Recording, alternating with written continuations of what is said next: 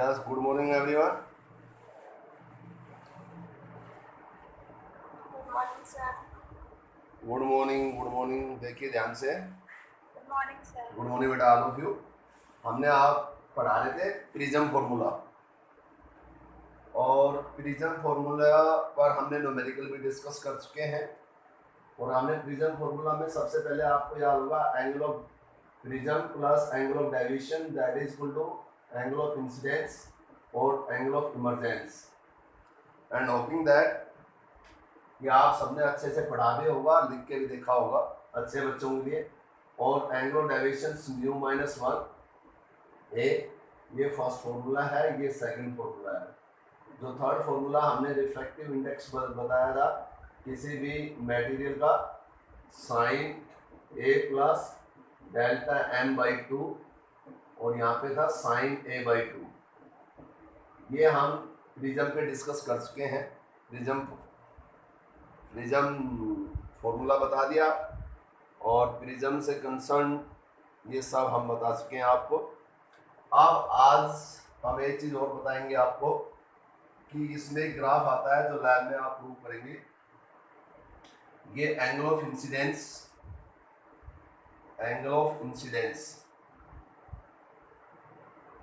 और angle of deviation, ये angle of deviation में सभी बना लेना ये ग्राफ एंगल ऑफ डेविएशन, और इसके बीच में ऐसा ग्राफ बनता है। ये आप लैब के अंदर आपको बताएंगे ये एंगल ऑफ मिनिमम डेविएशन। ये ग्राफ होता है एंगल ऑफ इंसिडेंस और एंगल ऑफ डेविएशन के बीच में। ये सब प्रिज्म में है। जैसे कि हमने आपको बतलाया, यदि हम किसी कॉन्वेक्स लेंस को यदि वाटर के अंदर डिप कर दें, आपके टेस्ट में भी आया था और आपने बहुत अच्छा बताया भी, तो उसकी जो फोकल लेंथ है वो 4 टाइम्स हो जाती है। किसी भी कॉन्वेक्स लेंस को यदि हम वाटर के अंदर यदि इमर्स करते हैं, डिप करते हैं, तो उस कॉन्वेक्स लेंस की जो फोकल लेंथ है वो 4 टाइम्स हो जाती है। यदि हम कॉन्वेक्स मिरर को यदि डिप करते हैं तो there is no change in focal length, क्योंकि मिरर का जो मटेरियल है वो उनका अपना कोई भी रिफ्रैक्टिव इंडेक्स नहीं होता, वो इंडिपेंडेंट होते हैं। और लेंस जो होता है वो रिफ्रैक्टिव इंडेक्स पर, लेंस की जो फोकल लेंथ है वो रिफ्रैक्टिव इंडेक्स पर डिपेंड करती है। ओके, तो मिरर का जो फोकल लेंथ उसको उनके रेडियस कर्वेचर पर डिपेंड करता है, और किसी भी लेंस का जो फोकल लेंथ है उसके रिफ्रैक्टिव इंडेक्स पे डिपेंड करती है। अब सेम एज यहाँ पे आता है, यदि आपके पास कोई प्रिज्म है, glass prism made of material glass, यदि उस ग्लास प्रिज्म को यदि हम वाटर के अंदर यदि इमर्स कर दें, मेरी बात ध्यान से सुनना, यदि वाटर के अंदर यदि हम इमर्स कर दें तो आप उसके एंगल ऑफ डेविएशन पर क्या प्रभाव पड़ेगा? एनीबडी सोचो शाबाश। यदि ग्लास वहां पे उसमें हमने बेटा डिप किया था कॉन्वेक्स लेंस को, यदि हम कॉन्वेक्स लेंस को डिप करते हैं तो हमारी फोकल लेंथ 4 टाइम्स हो जाती है। आज हम बात कर रहे हैं यदि किसी प्रिज्म को हम वाटर के अंदर डिप कर दें तो उसके एंगल ऑफ डेविएशन चेंज हो जाएगा या नो चेंज, और यदि चेंज हो जाएगा तो कितना चेंज हो जाएगा। तो इसमें आपको ज्यादा विचार करने की आवश्यकता नहीं है। देखिए, मैंने ये पूछा है कितने टाइम्स चेंज हो जाएगा, वो मेरी बात आप ध्यान से सुनना। अब यहां पर जो बात आती है भाई, angle of deviation mu minus A, हाँ ये कंडीशन ऑफ इक्विलेटरल प्रिज्म है। अब यहां पर यदि कहते हैं भाई एयर के अंदर है फिलहाल, तो angle of deviation in air, तो एंगल ऑफ डेविएशन एयर, तो इसमें refractive index of glass with respect to air, वही चीज ये आपके पास एंगल ऑफ प्रिज्म, और refractive index of glass with respect to air ये होता है 3/2। अब ये 3/2 माइनस 1 इंटू में ए, और ये होगा a/2। अब इसको पानी के अंदर डाल दिया, वाटर के अंदर, तो angle of deviation will be what? Refractive index of glass with respect to water -1, same formula से, और ये फॉर्मूला हर बच्चे को आना चाहिए, हम प्रूव कर चुके हैं, इंटू में ए। अब refractive index of glass with respect to water means जो ऑप्टिकली डेंसर होता है वो पहले ग्लास बाय वाटर, और ग्लास का क्या होता है 3/2 और वाटर का क्या होता है 4/3, ये 9/8 हो गया।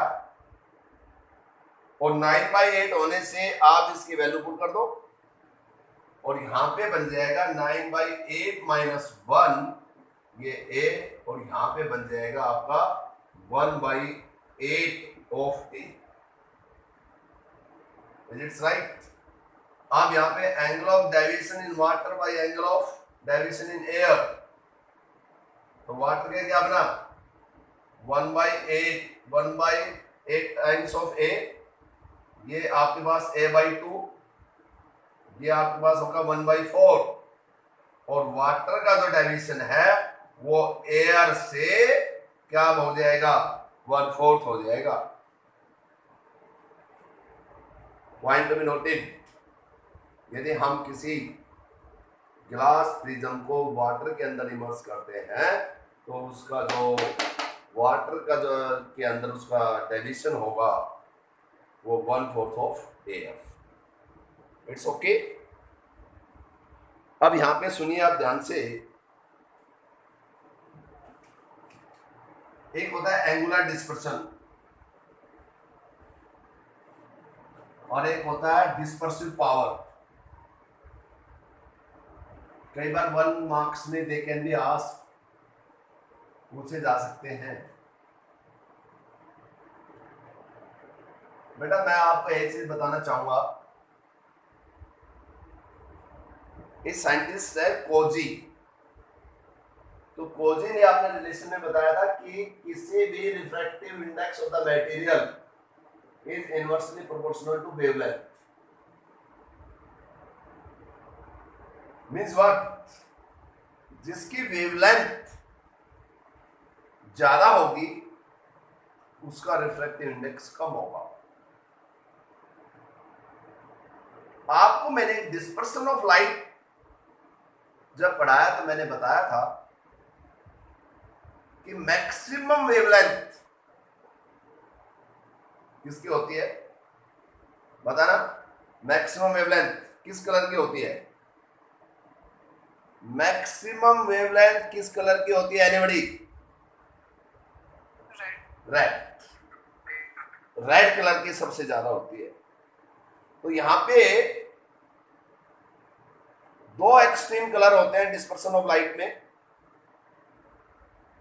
एक्सट्रीम कलर विद ग्योर वायलेट और रेड। तो वायलेट और रेड, जो वायलेट है वो सबसे कम वेवलेंथ वाला और रेड है वो सबसे ज्यादा वेवलेंथ वाला, मैक्सिमम वेवलेंथ। जिस कलर की वेवलेंथ सबसे ज्यादा होगी, और एक्सट्रीम कलर दो ही होते हैं, विबग्योर। मैंने उस समय बताया था एक्सट्रीम कलर का मतलब यदि कोई व्हाइट लाइट आ रही है तो ये 7 कॉन्स्टिट्यूएंट कलर में डिवाइड हो जाएगी। तो VIBGYOR, तो एक्सट्रीम कलर एक रेड है और एक वायलेट है। और याद रखेगा रेड कलर की मैक्सिमम वेवलेंथ और वायलेट कलर की होती है minimum wavelength. Is it's right? अब यहां पर ये पूछा जाता है कि एंगल ऑफ डेविएशन किसका ज्यादा है, कि which colour have the maximum angle of deviation, कि किस कलर का सबसे ज्यादा एंगल ऑफ डेविएशन है, मैक्सिमम एंगल ऑफ डेविएशन। ये आपके पास वायलेट और रेड। इधर कोजी रिलेशन ने बताया refractive index of A given material that is inversely proportional to wavelength. So dear students, you know the wavelength of the red color is greater than wavelength of the violet color. कि red colour की जो wavelength है वो violet colour से ज्यादा है। तो मेरे को बताने की जरूरत नहीं है, आप easily you can say sir जिसका वेवलेंथ कम होगी उसका रिफ्रैक्टिव इंडेक्स ज्यादा होगा, तो refractive index of the violet colour is greater than refractive index of the red colour by the Cauchy relation. You have to learn the refractive index that is inversely proportional to wavelength। और dispersions of light में जब कोई white light किसी transparent material पे strike करते हैं तो seven colour में टूट जाती है, डिस्ट्रीब्यूट हो जाती है। वाइविध्य वर्ड होता है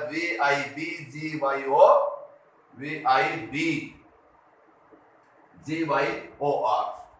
तो रेड और violet is the maximum colour, that is the extreme colour of colour constitution, और यहां पे violet colour is greater than the red colour. अब मैं अपनी बात पे आता हूं। मैंने आपसे अब ये पूछना चाह रहा हूं, which colour has the maximum angle of deviation? किस कलर का मैक्सिमम एंगल ऑफ डेविएशन होगा? Yes please tell me anyone. सब चीजें आपके सामने, हाँ बोलिए। वाइट, कौन सी लाइट? वायलेट कलर, बिल्कुल सही बताया। क्यों? क्योंकि एंगल ऑफ डेविएशन जो है μ-1 इंटू में a, ये हम प्रिज्म फॉर्मूला में भी प्रूव इट। और बेटा angle of deviation that is proportional to refractive index, और जिस कलर का रिफ्रैक्टिव इंडेक्स ज्यादा होगा, वायलेट का रिफ्रैक्टिव इंडेक्स रेड से ज्यादा है, तो angle of deviation of the violet colour is greater than angle of deviation of the red colour. यदि आपको ये समझ में आ गया तो एंगुलर डिस्पर्सन भी समझ में आ गया। तो ये आप बातें सब ध्यान से सुनिए, ये भी मैं पढ़ा चुका हूं। ये Cauchy रिलेशन आज बताया है, refractive index inversely proportional to wavelength. आप जब भी टेस्ट देंगे इसी पे बेस्ड आएगा। अब जो दूसरा जो टेस्ट होने वाला है वो आपका डिस्पर्शन ऑफ लाइट और ऑप्टिकल इंस्ट्रूमेंट पार्ट है। डिस्पर्शन ऑफ लाइट और ऑप्टिकल इंस्ट्रूमेंट एक ही उसमें आते हैं। तो आज हम ऑप्टिकल इंस्ट्रूमेंट भी स्टार्ट करने जा रहे हैं। तो ये आपके पास हो गया। अब जो हमारा मेन जो टॉपिक है वो 1 और 2 मार्क्स में कैन बी आस्क्ड, वो आता है angular dispersion.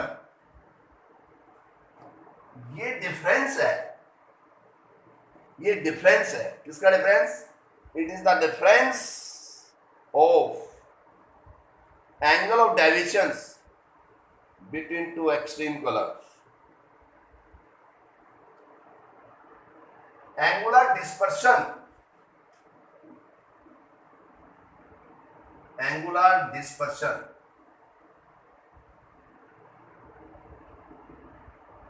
it is the difference, write down please, it is the difference between angle of deviation between two extreme colors. It is the difference between angle of deviations between two extreme color. Angular dispersion, theta. Angle of deviation between two extreme color. Delta V is greater than delta R. You, हाँ क्या बोल रहे थे बेटा?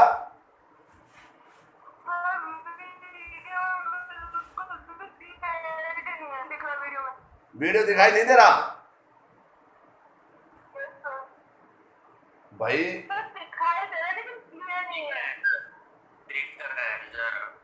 भाई अच्छा नहीं आ रही क्लियर? भाई देखिए मेरी बात सुनो बेटा। आ रही है सर क्लियर। हाँ हाँ, मैं इसलिए कह रहा हूँ कि आप जैसे कि मैं क्लास ले रहा हूँ ना, तो मेरे को पता चल जाता है। क्यों? कि मैंने अपना कैमरा फ्रेम में लगा रखा है, मेरी जब तस्वीर सही आ रही है और ब्लैक बोर्ड बिल्कुल ऐसे आ रहा है जैसे कि ग्लास पढ़ा रहे तो ग्लास बिल्कुल ट्रांसपेरेंट नजर आ रहा है सारा।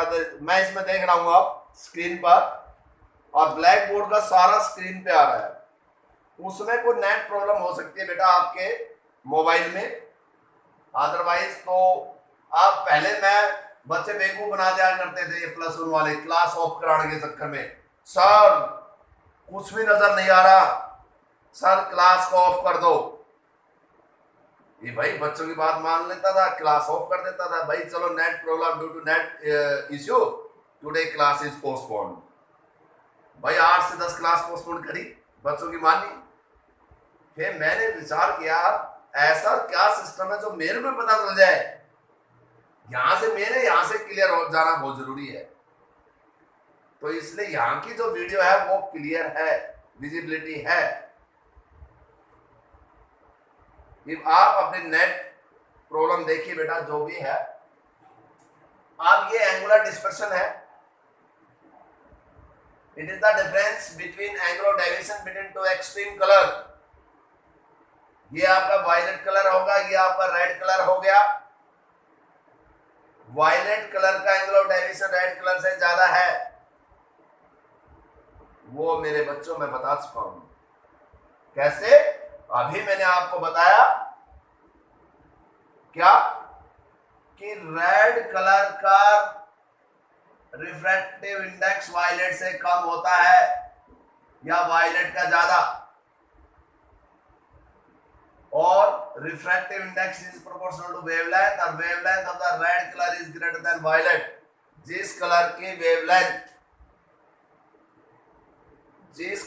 वेवलेंथ ज्यादा होगी उसका रिफ्रैक्टिव इंडेक्स कम होगा, और जिसकी वेवलेंथ कम है उसका रिफ्रैक्टिव इंडेक्स ज्यादा। रेड का वायलेट से ज्यादा है वेवलेंथ ज्यादा है तो रिफ्रैक्टिव इंडेक्स कम है, और रिफ्रैक्टिव इंडेक्स कम है तो angular deviation that is proportional to refractive index. अब एंगुलर डेविएशन वायलेट के लिए कैसे निकालेंगे? ये एंगुलर डेविएशन होता है म्यू माइनस 1 इंटू में ए,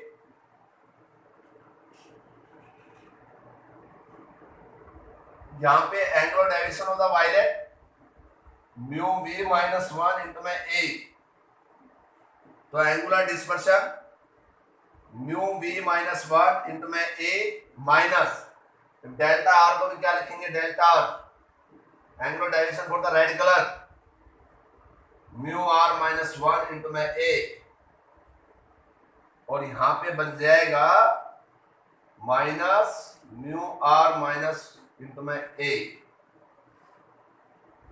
जब हम इसको सोल्व करेंगे तो ये बन जाएगा mu B minus mu R into में ए। ये आपके पास है एंगुलर डिस्पर्शन, ये आपके पास एंगुलर डिस्पर्शन है। ध्यान से नोट कर लो सभी, ये आपके पास एंगुलर डिस्पर्शन का फॉर्मूला है, एंगुलर डिस्पर्शन। नोट हो गया होगा सभी का। उसके बाद लिखे डिस्पर्सिव पावर।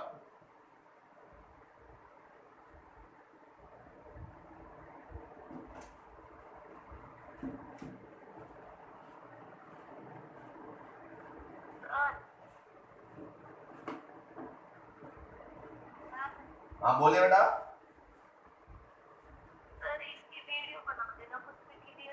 वीडियो आ रही है, वीडियो हर लेक्चर की बनेगी, डोंट वरी। ये रूल बना दिया मैंने +2 वालों के लिए, हर की वीडियो तैयार हो रही है, रिकॉर्डिंग जस्ट आ जाएगी आपके पास। आप कोई भी, मैं ABCD भी बोलूंगा, मैं तुम्हारे से बातें करूंगा, उसके भी वीडियो आपके पास आएगी कि आज सर ने हमारे साथ क्या बातें करी है। उसके लिए डोंट वरी, वीडियो चल रही है। अब यहां पे डिस्पर्सिव पावर, पर उसका मिस यूज ना करें प्लीज, कि कई बार हम अपने बच्चों के सामने ऐसे वर्ड भी यूज कर जाते हैं हंसी मजाक के भी, तो उसको बस इतना मेरे को विश्वास है अपने बच्चों पर, जिसने अपने बच्चों पे विश्वास नहीं उसको किसी पे विश्वास नहीं हो सकता। कि कई बार बोल जाते हैं हंसी मजाक में, तो उसको बस अपने तक ही रखें, उसकी पब्लिसिटी ना करें बस, इसलिए हर रिकॉर्डिंग आपके पास जाएगी। कई बार क्लास में नहीं बोल जाते हैं अपने बच्चों मुझे, तो ये थोड़ी इस वजह से नहीं बनाते थे, अदरवाइज फिर सोचा रहे कोई बात नहीं, अपने ही तो बच्चे हैं। Dispersive power,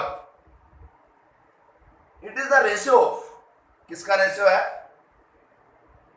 angular dispersion to mean deviation, angular dispersion to mean deviation. तो angular dispersion to mean deviation, dispersive power, तो एंगल ऑफ मीन डेविएशंस ना angle of dispersion to mean deviations, ये मीन डेविएशन हो गया।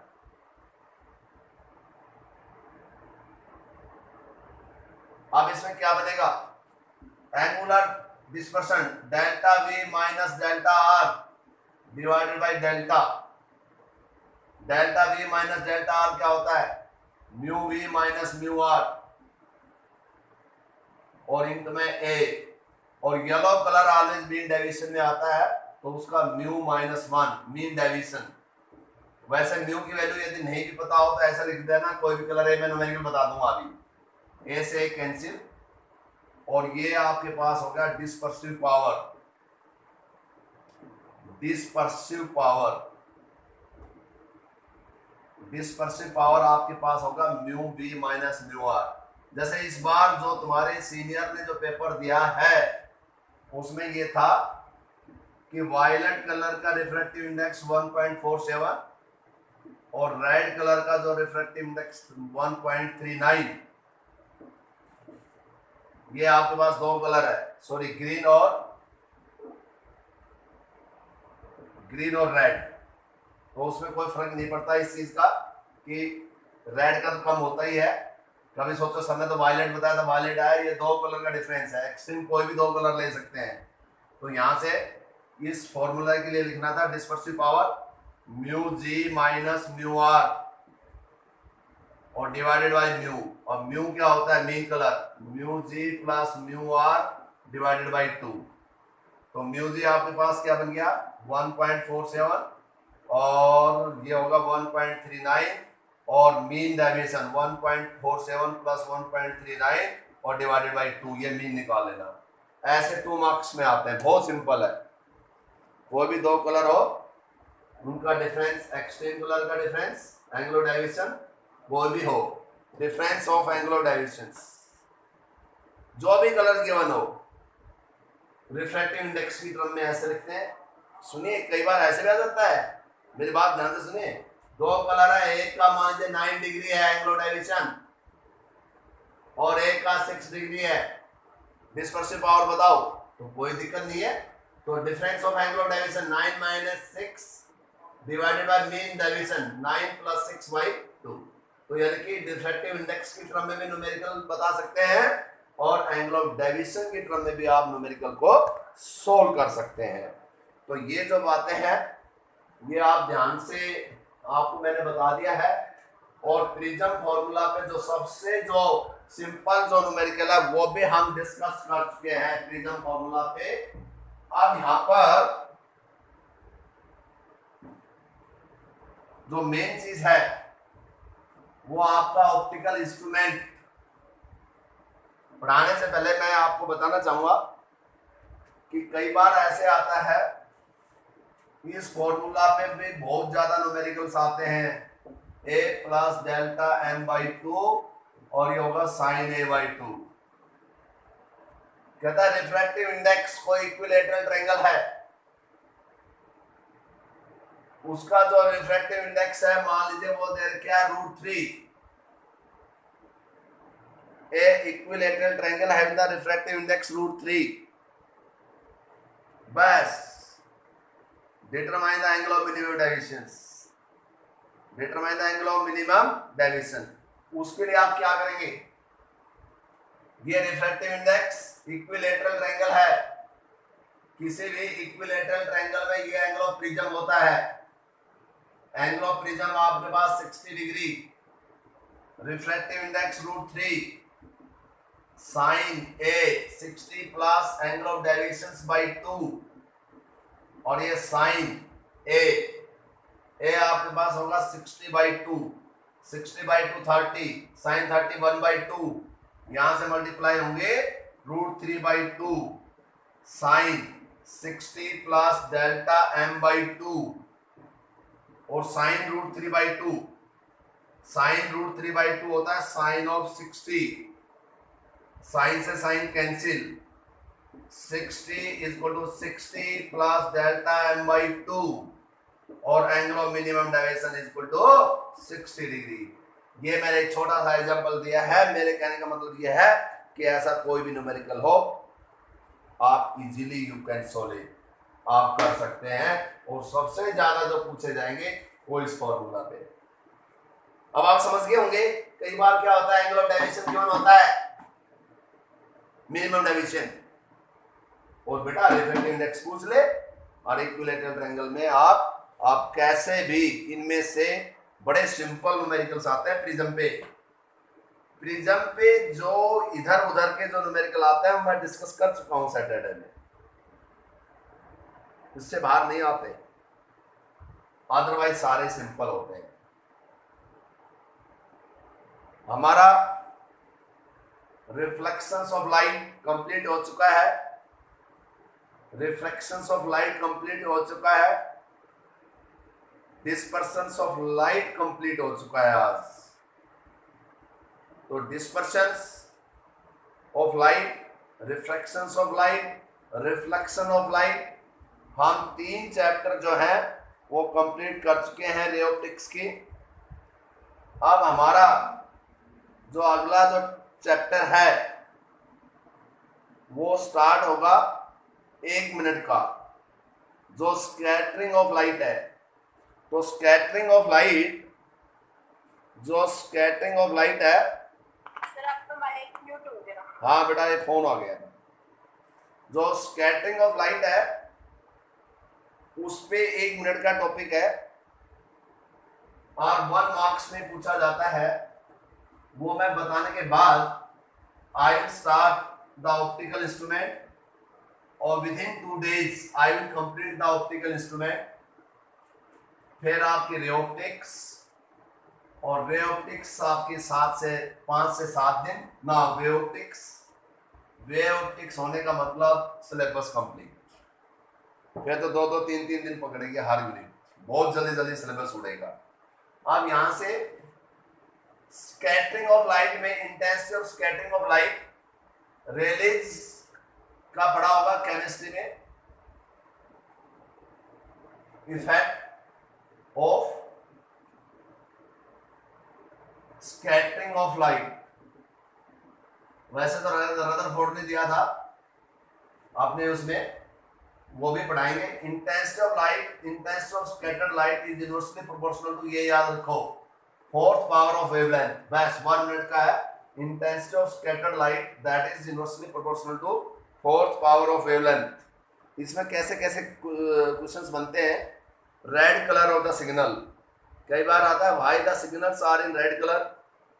तो signal जो red colour के क्यों होते हैं, या जो भी आपके लाइट एमिटिंग डायोड होते हैं, घर के अंदर जो इलेक्ट्रिक बोर्ड है लगा हुआ होगा, देख लेना, एक रेड कलर का होता है, जो आपका फैन का स्विच ऑफ होने के साथ, या पूरे इलेक्ट्रिक बोर्ड में हर रूम में एक रेड कलर का होता है, जो लाइट को इंडिकेट, जब रात को सोते हो यदि आप नाइट बल्ब को भी ऑन नहीं करते और आपका वो इंडिकेटर एलईडी छोटा वाला लाइट जो रेड कलर का होता है, यदि वो भी यदि आपके है तो भी उस रूम के अंदर अच्छा यदि इंडिकेटर यूज कर रखा है तो वो भी आपके रूम को बता देगा, ठीक है ना, कि उसमें पता चलता है कि भाई हाँ इलेक्ट्रिक बोर्ड यहाँ पे है।